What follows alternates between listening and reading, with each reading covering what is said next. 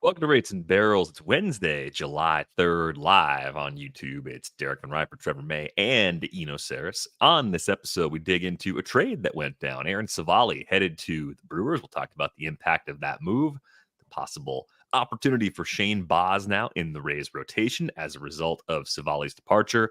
We have a tweak to the home run derby. We'll talk about that. But more importantly, we are going to introduce an idea, the equivalent of a home run derby for pitchers, because pitchers have been left out of the fun for too long. So we have some ideas we've been cooking up. We'll share those today. We're also going to take a look at some trouble situations for pitchers, more splits based on timing of rest. Trevor's been digging deep, trying to find a bunch of new stuff for us. So we're going to dig into that and take a few questions along the way. Shout out to the Live Hive for joining us here on this Wednesday ahead of a long holiday weekend. How's it going for you today? Good. It's crazy. Wife got called in for jury duty, so Oh, the fun. house is in disarray.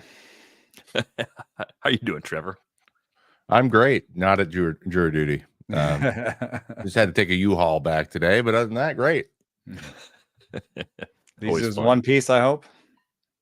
Yeah, Yeah, of course. Just it was easy. It was I'd never done it before, so evidently getting a U-Haul is real easy. It was at a gas station, so. They're everywhere. Let's get started with the trade. Aaron Civale is a Brewer now, and I thought maybe I saw some news on Tuesday that Johnny Cueto had opted out of a minor league contract with the Rangers, and given the Brewers' ongoing need for just anyone to fill spots in that rotation, I thought maybe Johnny Cueto would end up in Milwaukee, but Aaron Civale in a somewhat minor trade. Gregory Berrios, a minor league infielder, goes back to the Rays the other way.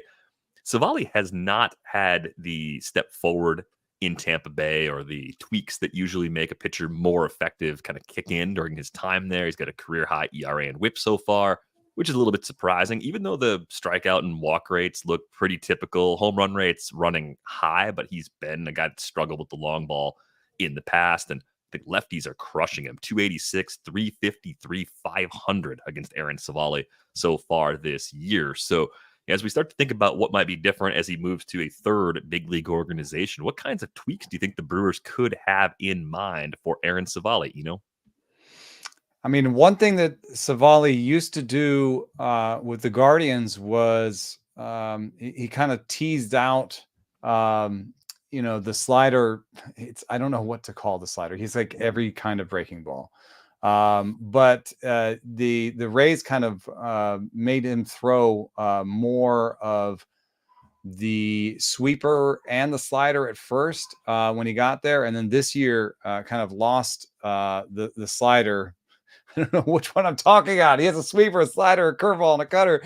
Anyway, tweaking his breaking ball mix is the kind of what has been ongoing for him, because he does not have good fastballs, and he has to start with a cutter as his sort of bread and butter. And starting with the cutter as his bread and butter means that I think he can fall into this thing where he's just, the spin is hard to differentiate, and everything just sort of becomes this big one slider thing. And I think the Guardians were very intentional about, no, don't throw this one breaking ball, because then it turns into a big kind of mush, And so they might go back to what the Guardians did. They might actually reduce the usage of one of his breaking balls.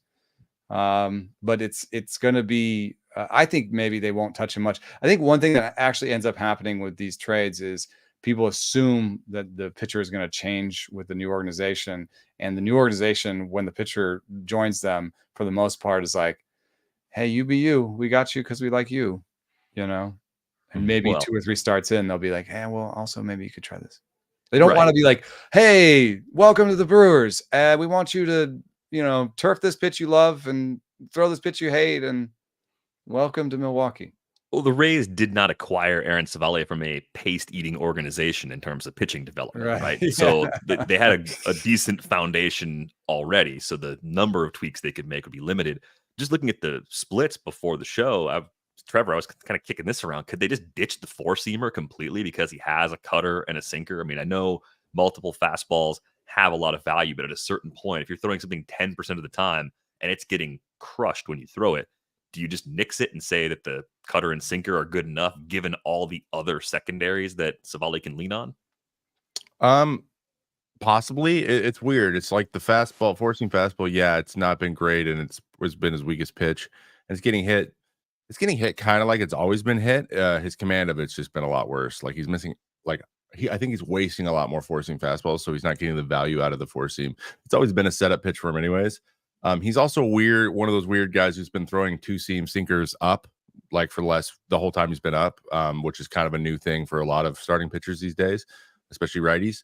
And so, like it's been that combination of setting things up with this four seam. Hey, here's the straight one that you might be able to get to up, and then it's cutters and sinkers off of it, and just moving them around. So, I think what he's lost is a lot of that four seam kind of that setup ability because it's a ball so much, and he's got a big cluster way high to where, and he's a short extension guy too, and he's got a high arm slot. So he stays up tall, he doesn't drop down, so he doesn't get that like low approach angle vertical to give you even for guys to get the chase up there. A lot of them have that. And if you're a guy who stays high and it doesn't get the top of zone stays high, guys are much less likely to chase it. So once that gets kind of written off, then the other pitches are a little bit easier to get to. His cutter's not, even though the command's pretty good on both sides edges of the plate, it's not performing as well as it has in the past. And I think this has something to do with relying heavily on the sweeper and going really, really side to side with it. That's such a Rays thing. Everyone does that now there. And that was probably a bad move. At least just like starting to rely on that pitch because it messed up the way his pitches work together. I think that's really what happened because there's nothing hugely glaring other than that. Like in terms of movement, in terms of command, he's a little bit more erratic this year, but not like enough to have an ERA like this. So I think the reliance on the sweeper has probably affected or diminished the effectiveness of his other mix, and it didn't fit as well into like the profile as maybe they anticipated. So maybe he maybe he backed off that a little bit. Yeah, that's what I was trying to get at, is like he's such a spin guy that you can get into a big mush, with him. Where I feel like he needs to be able to, like I was talking to Seth Lugo, and he said that he was just coming off a bullpen, and I said, you're throwing like 8 different breaking balls now, how do you keep them separate? And he said, I just spent an hour, in a bullpen, and all we did was trying to keep my breaking ball separate. That was the entire work of the bullpen. And so Civale seems to strike me as that kind of player where if he is throwing a pitch that's just turning everything to mush, or, he's overlying it, or he has this one pitch that's super sideways and everything else is like more vertical or two plane, then maybe people can just pick it out. I do see in the splits that the sinker has a 500 slugging by lefties. The cutter has a 530 slugging by lefties, and the four seamer has an 1100 slugging by lefties. So right now he does not have a great fastball that works against lefties. And that's been, I think, the real downfall this year. And I don't know that there's a way out other than the nice thing for him is he may face teams that haven't seen a lot of him. And there aren't a ton of pitchers like Aaron Civale. Yeah, getting out of the AL East probably doesn't hurt either. Kyle in the Live Hive wants to know, is the high release a bigger reason why that sweeper doesn't fit well into Civale's arsenal? I mean, that's that. Like I talked to Sears about that. Sears said, his is within 6 inches. What you will find is the release point will be different. When you're throwing a sweeper from a high slot, it'll be different. Your release point will be different than the other pitches. And Sears said, mine's within 6 inches, so I think that's doable. Bryce Miller's was like 10 inches, and it wasn't doable. So the question is, how different are his release points? Yeah, fair question to ask.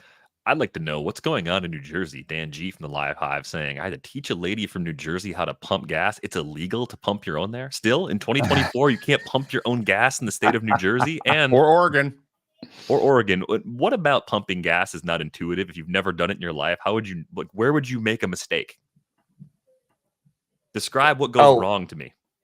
In the picking of the gas. Like choosing which one? Yeah, the biggest one is like putting diesel.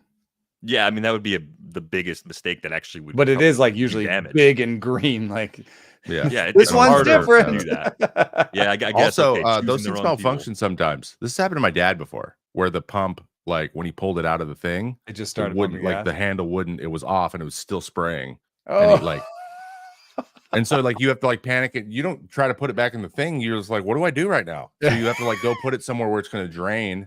Or like, and then you have to run and get an an attendant. Yeah. Like, shut off the pump, shut off the pump. So like when it's attended, there's like an emergency shut off there and stuff, so they can do that. So that's a lot what it is. It's like you basically put it into the trash can and go run. Yeah, like they don't want to have that Zoolander situation where they had a freak gas fight accident. Yeah, exactly. Got to watch out for that. Yeah. So a couple of things here with this trade. The interesting thing here is that Kyle Manzardo was the player the Rays gave up at the deadline last year to get Civale. So in terms of like quality of talent, they're giving up a lot overall. The net loss right now, I mean, Gregory Berrios might be a nice player someday, but he's not a top 40, top 50 prospect like Manzardo was at the time of that trade. So pretty interesting there. Now he was, Civale was useful to them. They got some use out of him. And I also think that like there's that sunk cost idea, which is just, hey, okay, that maybe wasn't our best trade. Let's keep going. Right. You just have to deal with it. Like you tried to get something. You had pitching for a first half when you had a lot of guys hurt, and you got through the first half. Maybe it would have been worse if you didn't have Civale there. That next option up may have been more of a revolving door than it was. So it happens. It is interesting that with a year left, they didn't decide, oh, what if he could help us in the bullpen and just bring up Shane Baz anyway. He still represents innings. It's interesting that they valued Berrios, who does not have any power really, and looks right now like a little bit of a middle infielder without power. It's kind of, that could be very easily kind of a utility player. But they valued that over holding on to him and trying to figure him out. Civale even has options.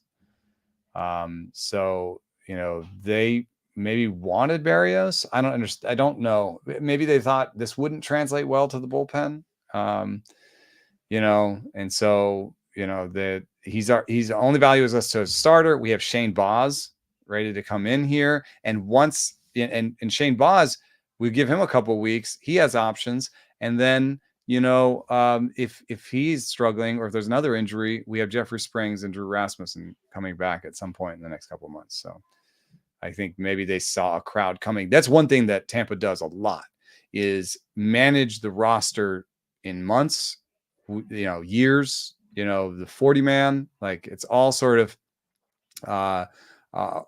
like they try to think ahead. The Guardians will get caught sometimes with too many players and release a bunch of players. The Rays like never release players. The Rays never lose players in the Rule 5 draft. They always like know what they're doing in terms of like managing the roster down the road. Yeah, and I think when you think about Jeffrey Springs, who's much closer even than Rasmussen right now, I think he went 3 innings last Friday at AAA Durham. Those are 60-day IL guys. You have to make room on the 40 man. You'd rather make that room choosing someone you want with a few choices, as opposed to having to DFA someone and losing someone else that you might value more in the long run. So that was probably part of the calculus as well. Question for Trevor about Shane Baz. Like people were underwhelmed by the start of his rehab work this year. Just the results weren't quite there. The stuff models weren't all over him the way they were before he got hurt. And things have been trending in the right direction over time. And for me, it's not really surprising at all. Like guys are just not the same initially coming off of injury. You can't expect things to just come all the way back that first turn out. So what would you be looking for with Baz that would make you feel confident that he has got all the way back or can still get all the way back from a stuff perspective? First of all, it comes down to if he feels good and he's not worried. He's not like protecting against anything or there's nothing in the brain going on there, or nagging, slow recovery, needing extra day, stuff like that. That would be the first thing I look at. If he's just like, yeah, I'm 90, whatever he's throwing, and I know it's a little lower. That's all normal, and everyone comes back in different ways.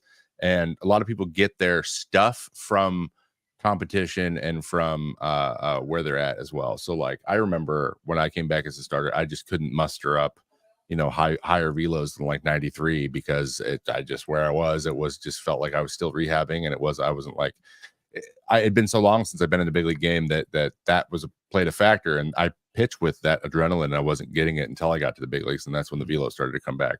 So there's a little bit of that. He might be an adrenaline guy. He does throw really hard.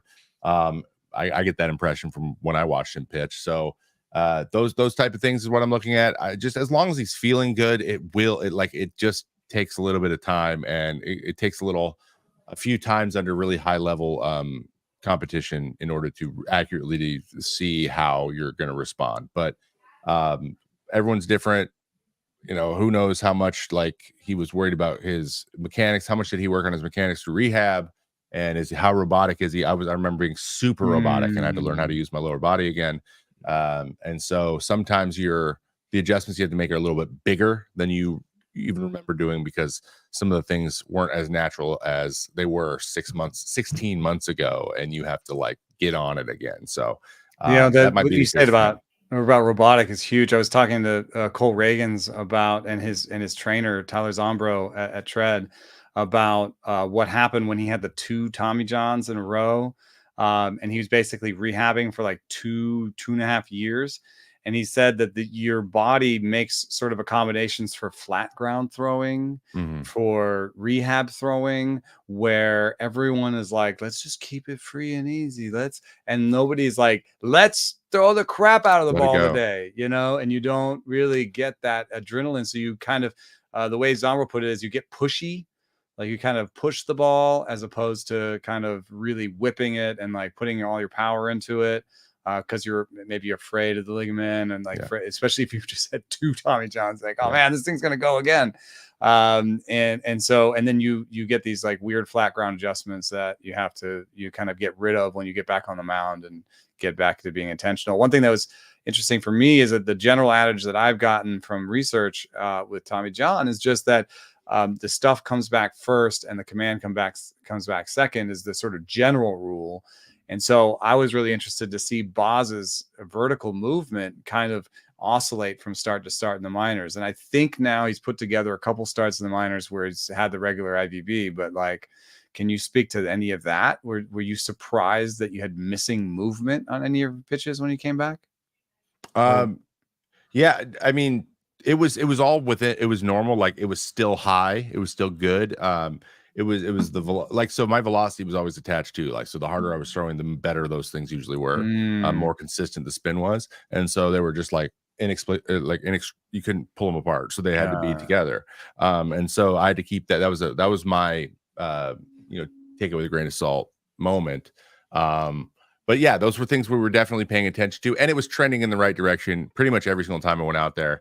I also had I was in AAA with like all 5 starters when I got optioned for my last option in 18. I don't know why I did that. It was technically a real option. We were all in making the 40 yourself man, feel better. It's okay. Yeah, we were all in the 40 man, and I was 28, and they were all 23. So I was like, if I'm gonna get to the big leagues again sooner rather than later, I gotta move myself to pen. So I also had to like move to the pen in the middle of my option rehab, and I also went right on the IL 7 days after I came off the IL for the Tommy John because my shoulder inflammation. So that was frustrating as well. So I had all this other stuff going on, transitioning to figure out. But yeah, like the carry was the big thing for me. I'm like, if that's there, that's when I'm my best. And just like same thing with like depth and break on the slider. And as soon as that started to come along, then I got more trusting and confident, and then the velo started to increase as well. I mean, the picture you're painting and the picture the researcher's painting makes me a little bit worried that Baz is not going to be a huge producer at the major league level this year.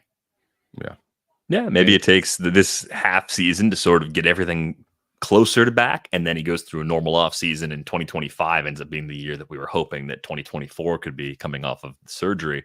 Question from Sam: how much does a pitcher's landing spot mess up the next pitcher? Were there any starters you hated following because of where their landing spot happened to be? Framber's is awful. So he has a really short stride. When he lands, he like goes toe first. So he it's like a deep, shallow, like not deep, but like, and he's like a lefty, very wide, but somehow that bothers you. Yeah, he's a lefty, but he would land. So I landed across. He opens up a little bit for throwing his curveball. So like his was kind of in mine, but he's a low extension. I'm a high extension, and my feet are like twice the size of his feet. So like I go heel right into his hole, or like just the edge of my heel. So it felt like I was like just getting to the lip of a cliff of a hole. So if I went slightly shorter, I'd straight into it, and it would mess me up. And in certain places, like once that hole's there, you can't fix it. So yeah, I remember Framber specifically bad, but especially when I was closing last year, like the 5-6 pitchers through before I did. The mound was a mess by the time you got up there. But most of the time, my stride was so long that I was beyond everyone else's holes.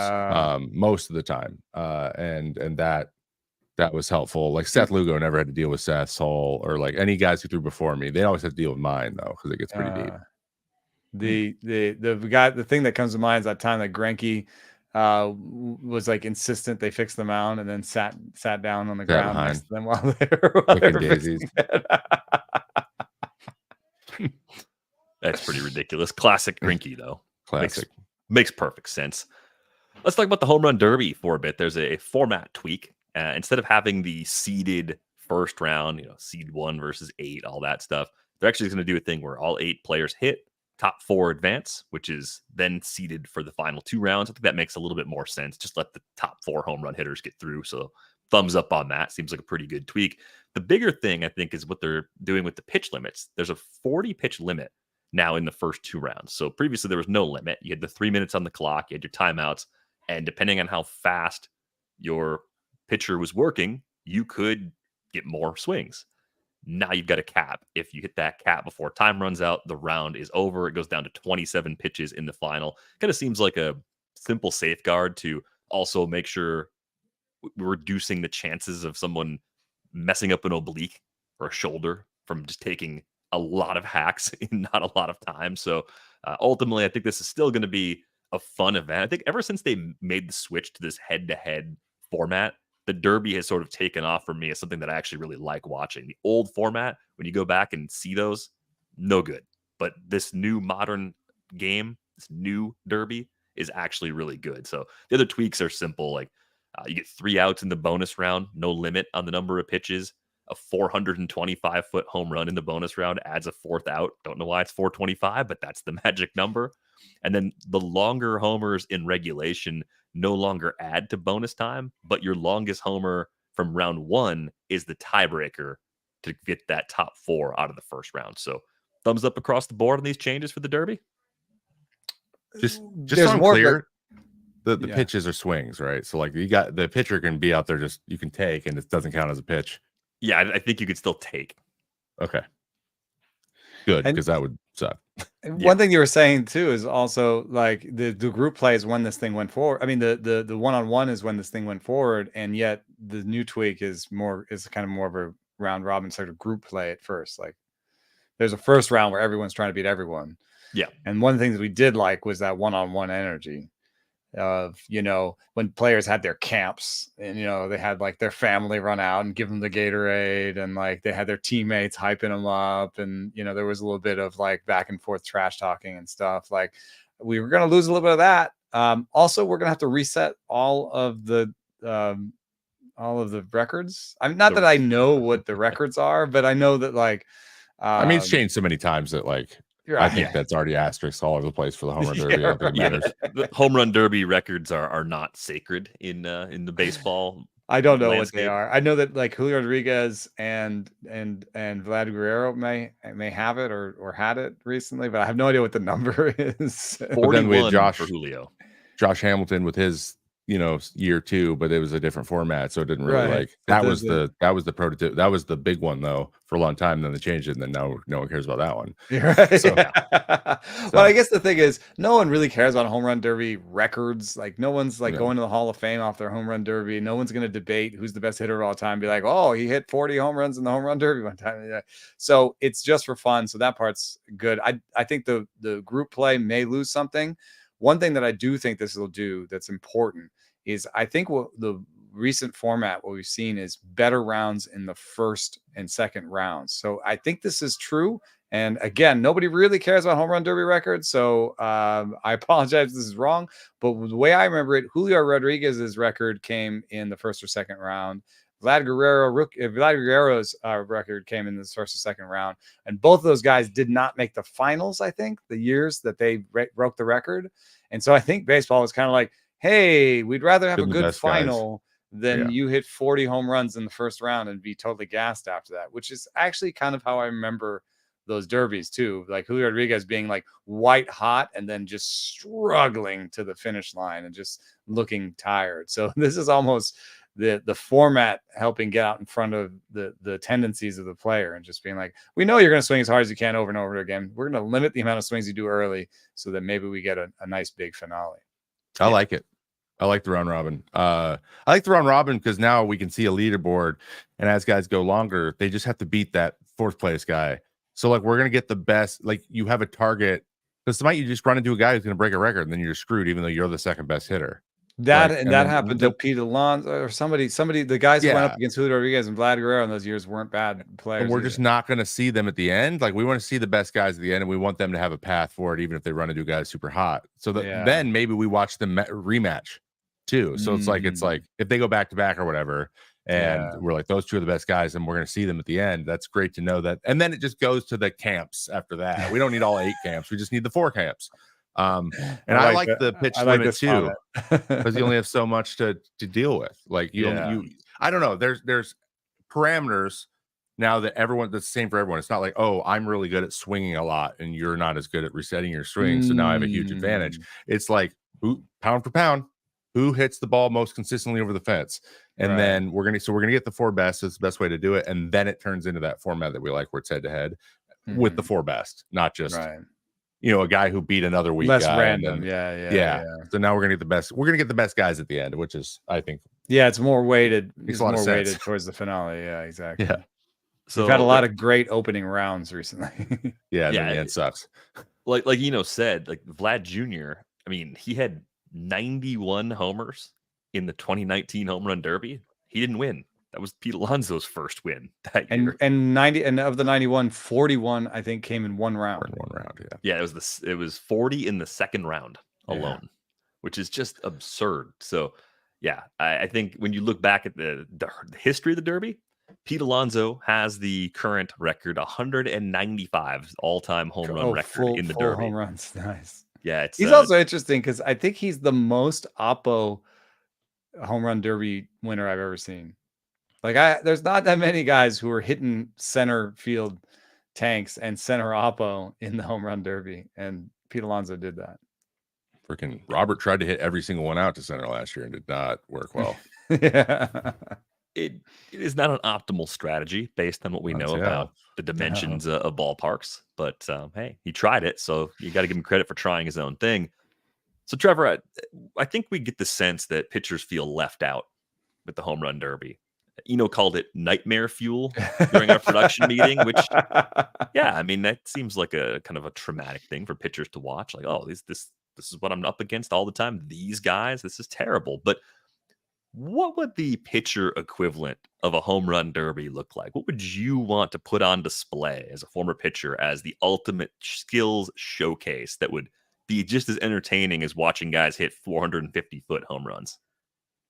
I think our version of athleticism is manipulating the baseball. So like, why don't we have a throwing skills competition? Kind of like one year they have like shortstops fielding the ball and like throwing it over and trying to hit something off like at first base or something. Maybe this is Japan. I think Japan does this. And so, but the pitchers can have a version of this, and I would love us to like format it or at least the vibe and the presentation be like the World Championship of Darts. I think that's so great. A crowd closer to you. It's like you can do an obstacle course with targets. And then it's just guys guys can do this because they do this in play and catch. It's like our version of fun. Guys who go and you play catch, you throw all your pitches.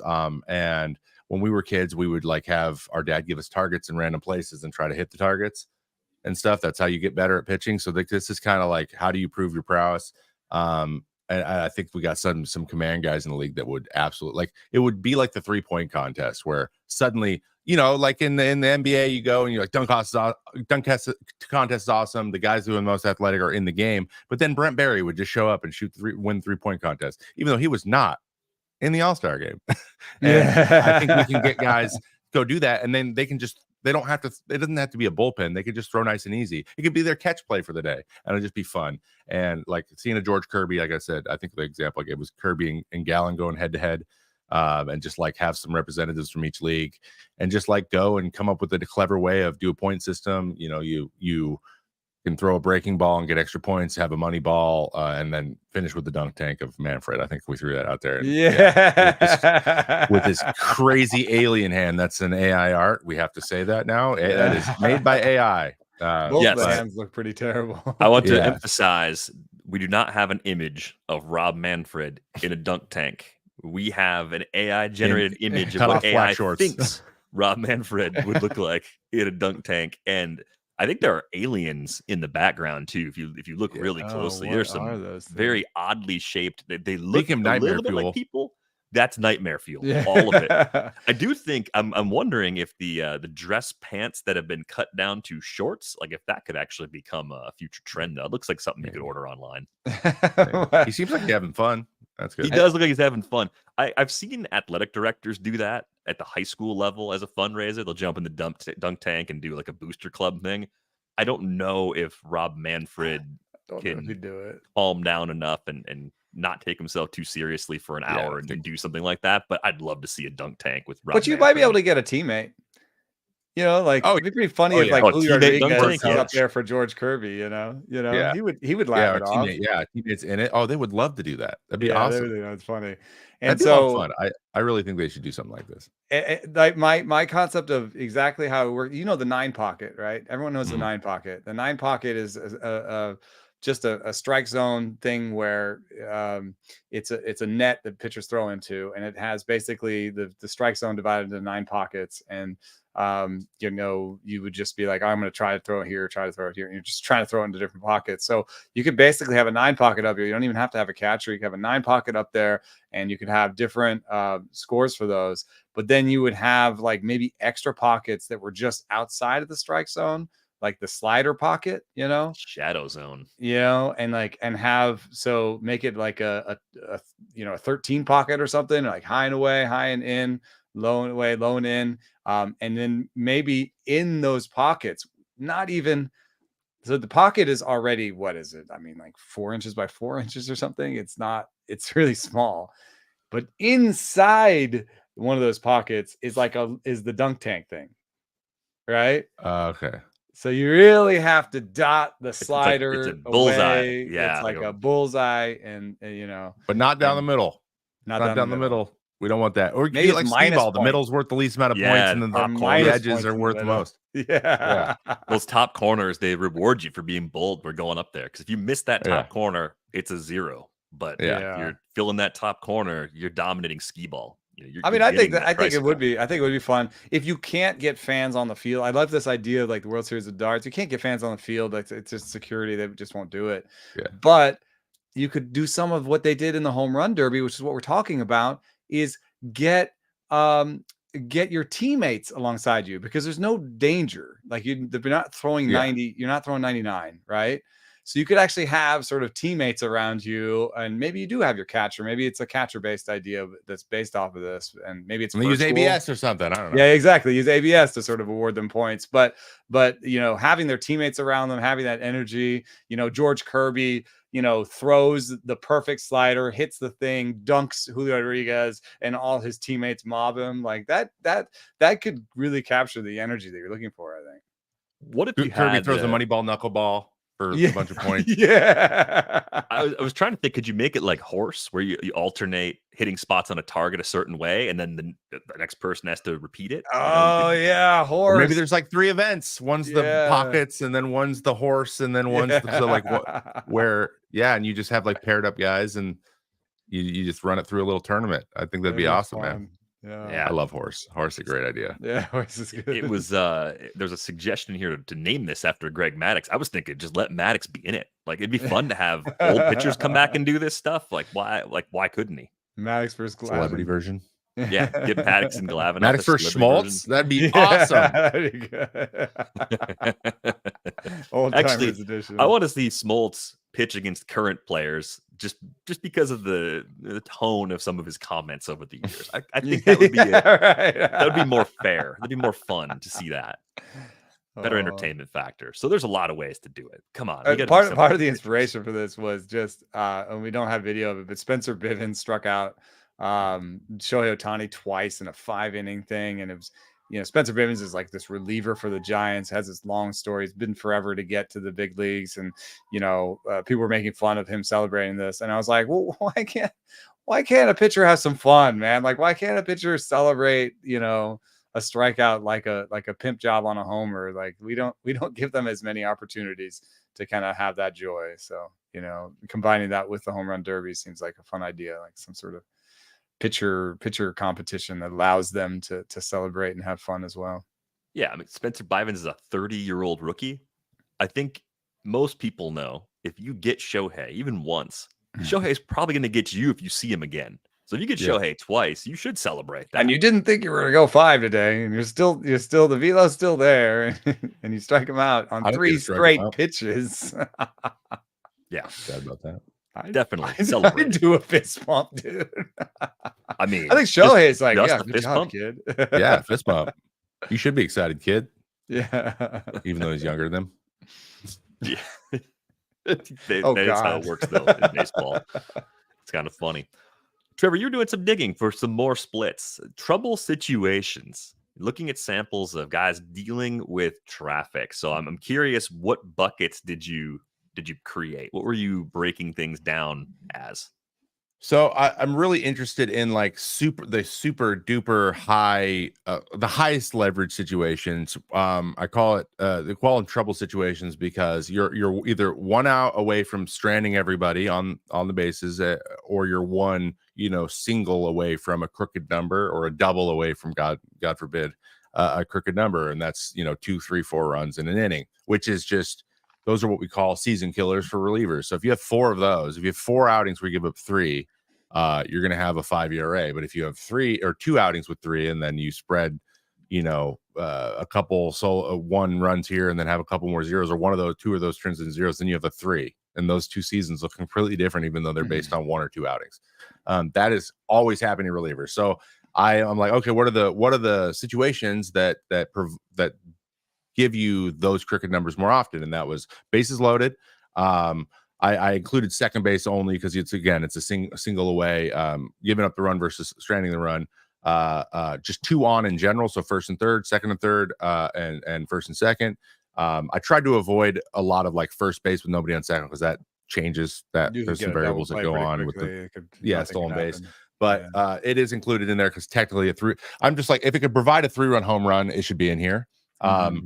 And then how, like, what types of things are you doing in those situations? Now, this is going to limit the total number of I guess events, but the number of pitches is pretty robust. So I have 2 guys here, and I used Tanner Scott, who's a great example because he's probably on the block here and probably going to go somewhere else, and then Ryan Helsley, who just got his 30th straight save. So these are really interesting. So I look at, because the sample size in general, like, you're not going to look at ERA because you're already set up to give up runs, so that out isn't going to reduce an ERA very well. So you're going to have like a 10 probably, because if it happens to you once or twice, you're going to have like a 10. So the interesting thing is Helsley actually has a 3.86 in all of these situations his entire career, and 81 pitches thrown in this situation. So that's pretty solid.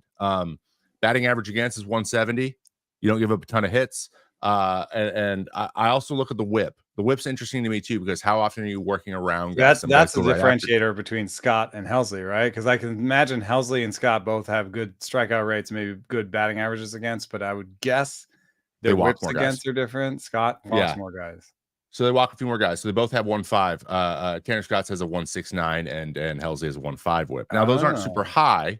But you're more likely to pitch around a guy and not make a big pitch, but that allows you to not to give up the hits. The problem is you're adding another runner, so you're keeping yourself in that situation in which you have to execute more pitches. So if you're not good at stranding runners, that's going to kill you. If you are, then you might be okay. So then you're just creating more of those situations. And like, does our boy Ottavino, who we love to death as a person, does he have a problem in this metric? He does this year. Because of all the base running? Yes. But last year, in 2022, he was nails in these situations. So a lot of it comes to do and has to do with your like has to do with your role. Sometimes those aren't your runners, right? And you're in the situation anyways.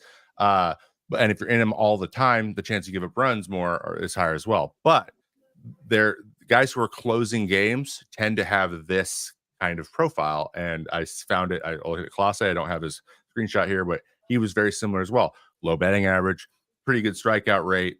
But like a ton of walks, tons of walks, because he's the guy who goes 3-0, you're going to first. Like he'll just load the bases with 2 outs because he's like, I'm not going to give up a homer. I give up 1 a year, so I'm not going to give it up, right?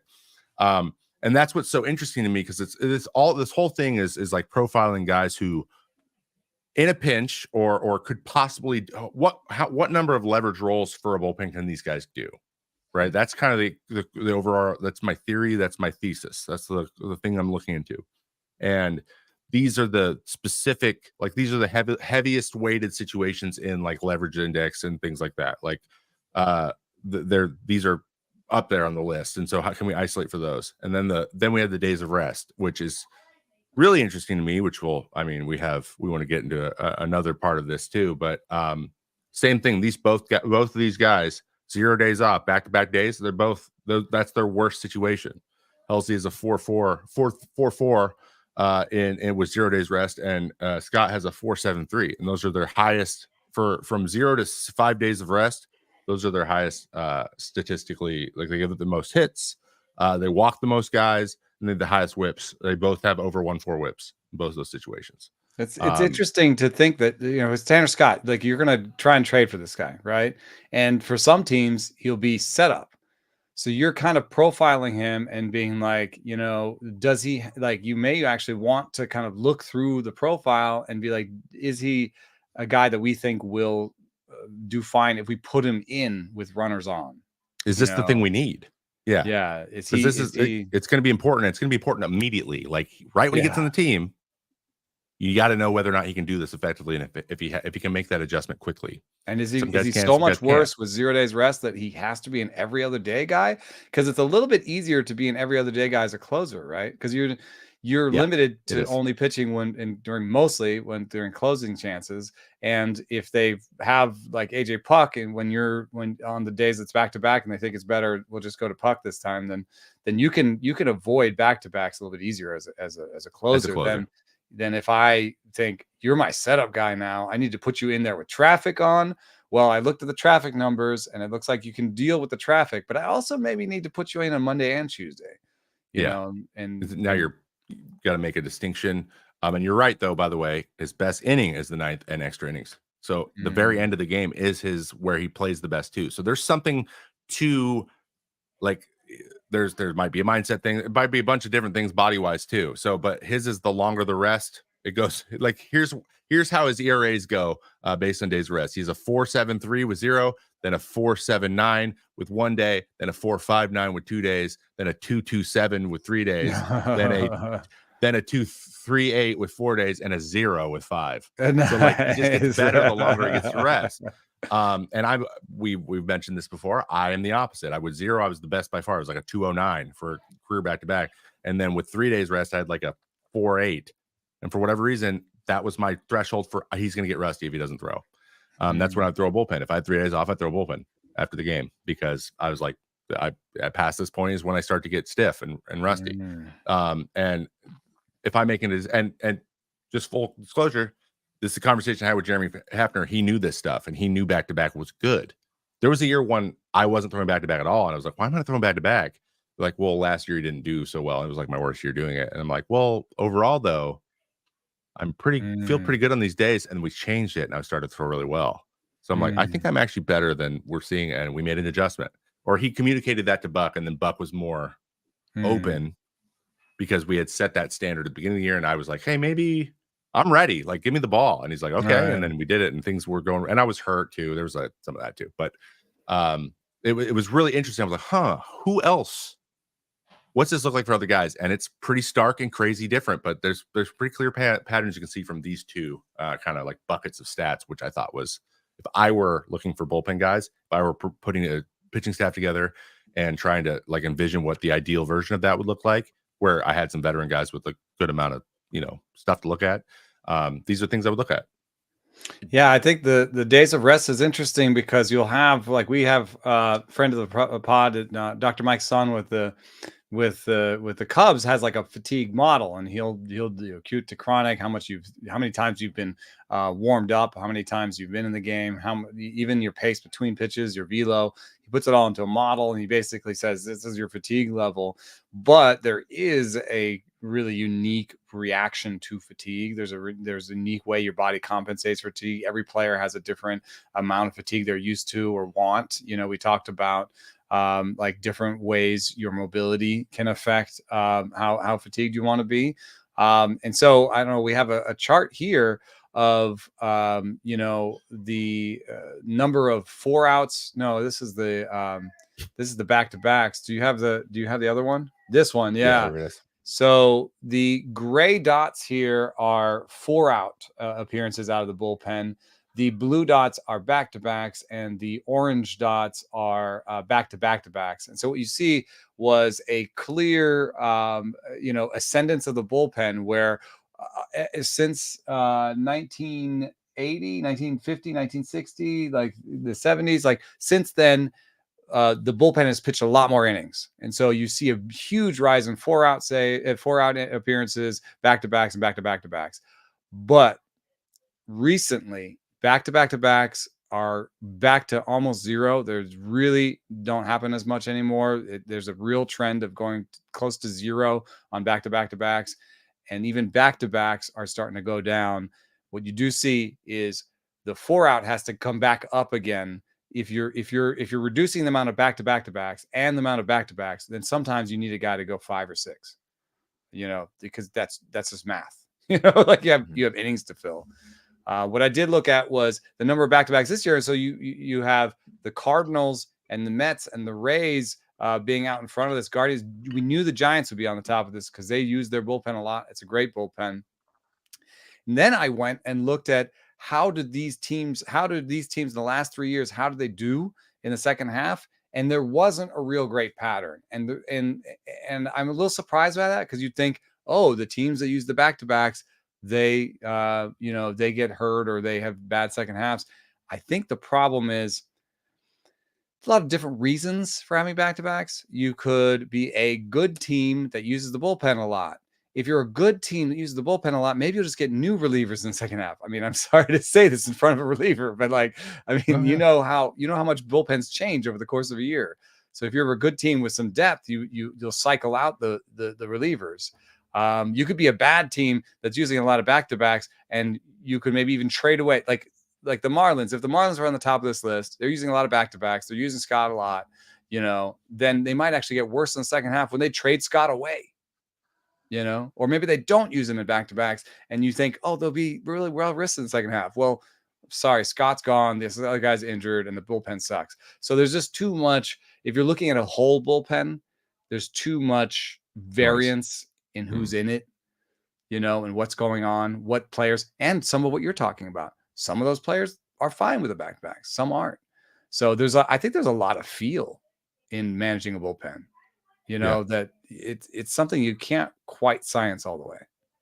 Yeah, I thought one thing that was interesting that Trevor brought up earlier in the week is just that you have the different body types. Like you can be hypermobile or you can be hypomobile, and Trevor has described himself as hypomobile. That's, I think, why you said you probably are better on the second day of a back-to-back, because you're more loose in those situations. But how would you know which kind of without looking at numbers by splits like this? How would you even guess? Is there a test for this? Other than by watching, can you even see visual cues on players that you're scouting to see who's hypermobile and who's hypomobile? You can tell. You can tell. You can tell just about by movement patterns, like how guys' arms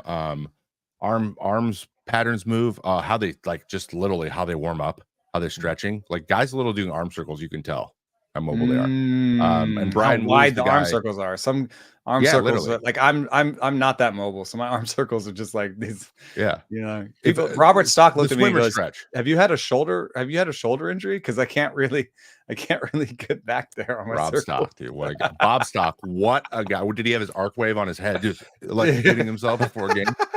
Oh, that guy needs an episode on him. He needs a documentary. Yeah. He is one of the best guys ever.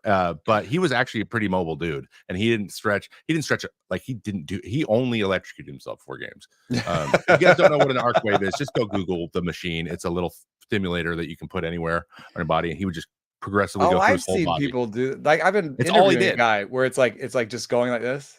He did nothing but that, and he did like his face and his arms. But he didn't need to he could just touch his toes. He didn't need to do anything to touch his toes. I cannot touch my toes. Exactly. Like I have to work into it. And I always have. And like Brian Wu was the guy we used as the hypermobile guy. So you naturally can move in athletic patterns and have a good range of motion, which is good for a pitcher. We're all looking for that. The problem is there is a sweet spot. And so hypermobile guys tend to go the too mobile way, and hypomobile tend to be the not mobile enough range. And so we're all trying to move towards that sweet spot. Is repeatability a little bit a part of it? Like I can see if you're like if you're hypermobile, it might be harder the repeatability part might be harder because if you get past it. But your body can move all sorts of different ways. You can naturally do more patterns though. Yeah. So like that's good and bad. So if you're learning something new, you might have might be able to manipulate things and do things a little bit more than I could, but the chance that you go past that pattern and get out of your range all the time, or like if you get tired, when I get tired, I like retreat inside of my range. They retreat outside of the range. They get really too loosey-goosey. And so they come with their own problems. But when I pitched in a game, that was my most loose I felt. Like that was my best way to get fully loose. So I had endorphins going from the next day. So if I threw a night game and then a day game the next day, I had the most energy. It was almost like I never went away.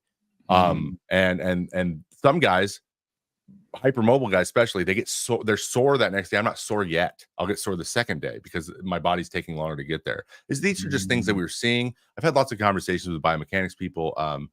Dean Little was the head of sports science with the Mets for a long time. He's super interested in this concept, and this was something he would talk about a lot. And he could just look at you and be like, "You're hypermobile," and constantly be true. It's like, do your joints go past 180 degrees? These are usually like Taylor Rogers and Ryan Presley, for example. We always joked about how they could make their arms look like they were broken. Both of them. I can't do any of that stuff. And I'd be like, "Oh God, it's awful!" And my arms wouldn't go even to 180 degrees.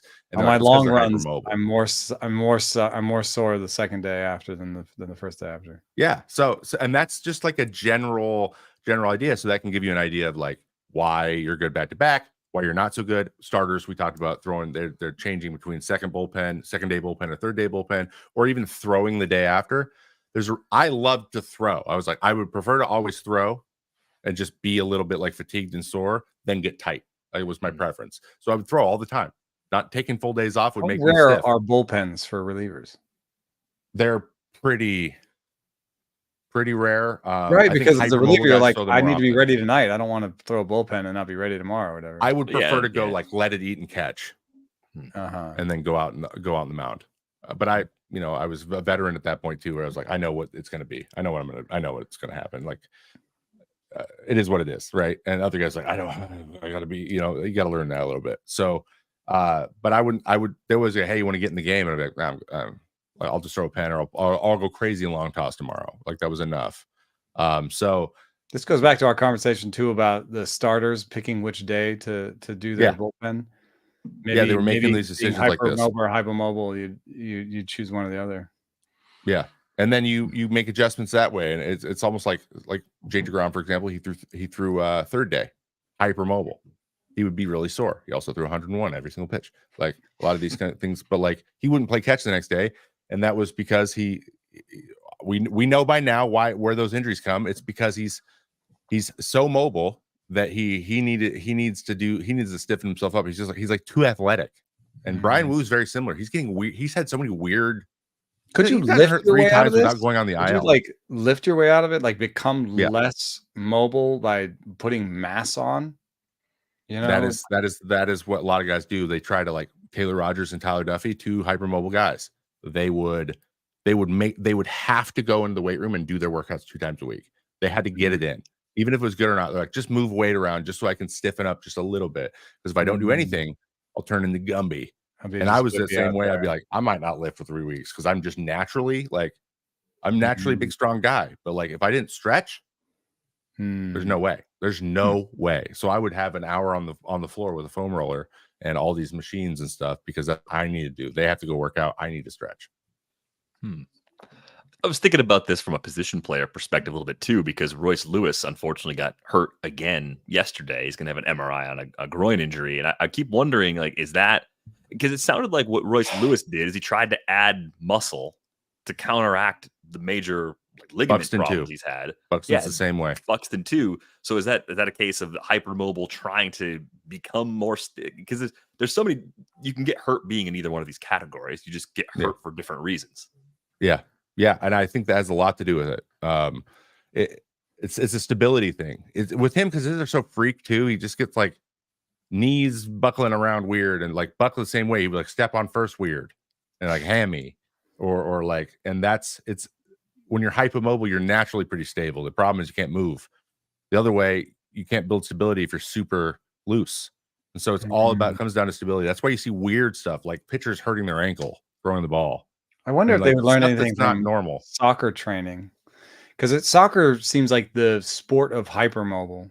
Like you'd want to in soccer be able to, move really quickly, like change directions really quickly, like be able to be really agile. Good combination of mobility and stability. How important those two things are. So maybe together. there are soccer workouts. I know one thing, and Derek, you might know a little bit about this more than I did because my soccer career is pretty short. But like, there's a fair amount of running in soccer. Oh yeah, there's a lot of running in soccer. I mean, even for training, it's tempo. It's tempo. I mean, so like when you train for it, you have to go on long runs or you sprint a little bit and then you just shorten it up and whatever. We did the first day of practice was a 4-mile run, and then we still did more work on running field. afterwards. And then day 2 was more agility stuff. Running is not popular in baseball. No. But I wonder if it could be something that is more useful than people consider right now. Straight line running, I feel like plyo work and agility work is actually more common popular these days. Yeah. So that's like putting the cones down and like kind of running around them. Okay. Like when you think of like football, like with the feet. Yeah, like you run in shuttles, stop and go. They want you to do that stuff, especially position players, because they'll just like I'm watching, like I've been watching a lot in person too. Watching JP Crawford running off and on the field. Like he's a guy who can run a little bit, but you can tell he's been around a little bit and he's very much conserving energy. Baseman, though. It's sort of slowest shortstop. But like when he was younger, he ran a little bit, but you can see how he's changing and how he's using his energy. And the more you do that, the less you are used to like doing that explosive run. So you just kind of stop doing it. Mookie Betts talked about this a lot at the beginning because he was like on purpose. He's like, I'm trying to continue focusing on being explosive because if I keep going this way, I'm going to slow down. I'm going to slow down fast. He was talking about sprints in spring training. He even sprinted against their local newscaster. Yeah. And she could fly. She was like a runner though. But so he talked about like the importance of that stuff. And there's just so many games. So you're constantly like, how much energy I'm saving for the game today with my work. And that's the hardest. That's the coin flip. Yeah, it's a little bit easier in football and soccer. You're like, we have one game this week, so we have one game this week, and we might not even have to go to the field on Monday. Yeah, exactly. Awesome. Baseball, like I have to go in today or every day. I think the problem in baseball, from my chair, is that the movements are so repetitive, right? Your body gets into patterns, and I think overuse within a pattern is what causes these kind of devastating and chronic injuries. So my brain is like, hey, maybe it is stuff like agility training, but it's running, it's like backwards running, it's doing things, making your body just move in every possible direction. It might be rock climbing, like as a way to just get your body out of the same patterns of movement that actually makes you more loose, makes you balanced and stronger in a way that keeps you from breaking down. We've seen some successful bullpens do weird things. Like there was a bullpen that was way into Frisbee, like ultimate Frisbee. And they would play ultimate Frisbee. And then we've definitely seen some soccer bullpens. Yeah. And I would advocate for some more of that. I mean, we know that tossing the football is almost too close. Yes, too direct. It's same training shorter arm pass. Like that's almost like a weighted ball drill. Yeah, that's not really that different. Still fun. I want you to play some soccer out there. But running a route and cutting and like having to like track the ball and stuff, that's like you have to change position. You got to like adjust to get to the the spot, and it's fun doing athletic movement. We get away from athletic movement. We really do. Pitcher especially, or different athletic movements that aren't are the one direction and then throw. Yeah, not even turn the other direction on this. Right, it's the one side like that. Like, did you never? Did you feel you've like seen Skeens do the opposite, right? Of his like ball thing and how goofy he looks. Imagine me. Yeah, just imagine me doing it. I saw Skeens do that. I thought that seems really smart. Idea. That seems like a better way to keep your body from being overtrained in one plane or one direction. So important for deceleration too, because your body, whenever you're done doing whatever you're doing, the body is trying to stop it. Yeah, like if you're throwing the ball 90, like at some point your body has to stop your body from moving 90. We got a little bit of room for questions from the live hive. One from Brian wants to know if you're going to pull a JJ Redick, Trevor. You're going to go from the pod to coaching. I have no desire to do that. I think I've been pretty clear on this. I like people ask me about like, would you ever want to front office? You want to be a special assistant and then maybe work in your GM? I'm like, any job that makes me have to sit at a conference table and listen to the things my owner's saying, I'm out. Like just because as soon as I disagree, I'm just gonna be like, I can't do this. I can't sit here with Art Moreno and just be like, I'm out. What's the point of this job? You be the GM, dude. You just go say it. I'm not going to say all the dumb stuff you just said. So kind of same thing coaching, because what if you have a GM that what about like youth coaching? Youth coaching 1000%. Like I just drove down dropping off the U-Haul coming back, saw them setting back up because there's a summer camp going on over here at our local field, at our high school field. It's really nice turf field. And there's like a party and it's like, go over there and just see what's going on. Just like, hey guys, want some I know stuff. But my wife made a great point. She goes, as soon as that cat's out of the bag, this community you are gonna be the guy to go to for everything. So just keep it under wraps until you're ready. That's actually true. I don't advice. I don't want to have too much ego, but like, that's actually been a little bit of a thing for me with Little League, where it's like, I'm willing to give my sons all of the information they want and coaching they want. But, stepping that up means there's a lot of kids in Palo Alto. I could be over at the Little League stadium like every day for 4 hours a day if I wanted to. And I don't know, like my wife wouldn't want that. I don't know we want that. I don't know that the whole life wants that. No, that'd turn into your whole life real quick. An update here from producer Brian. Shane Baz is going to start Friday against the Rangers. So that makes a lot of sense just in terms of where he was at and having that vacancy now with the Aaron Civale trade. Fastball movement, the fastball velo. Want to see how he holds up, how deep. I mean, I think he was getting to 80, 85 pitches at least in his last few starts. So should be able to go 5, but I'm interested to see how it looks.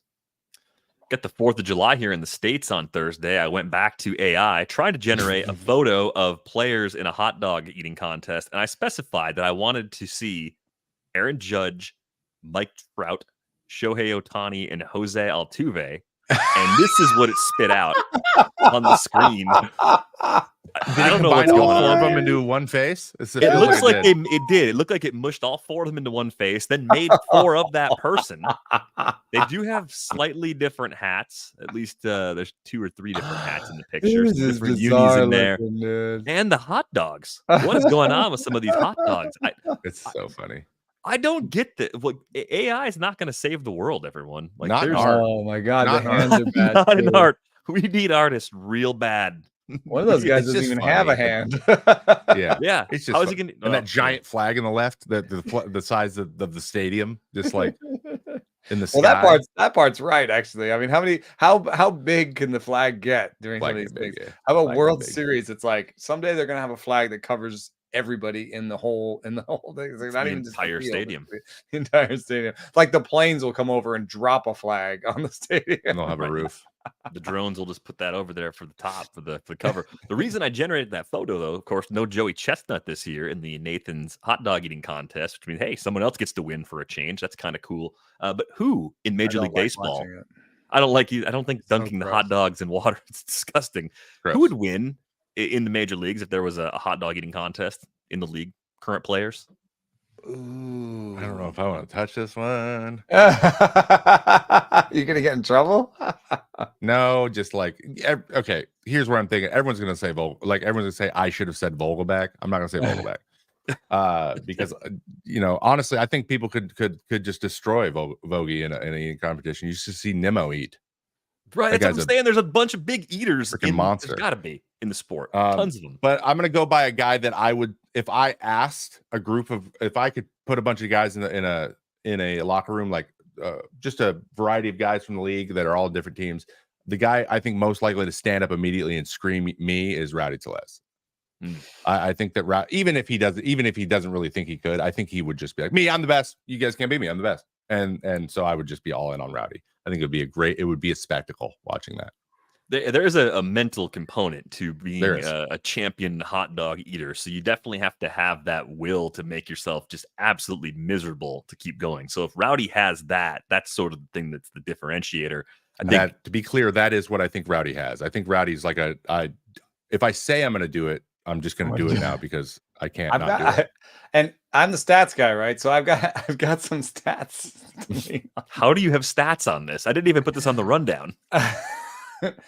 The Phillies visitor clubhouse cheesesteak rankings. Oh, yeah.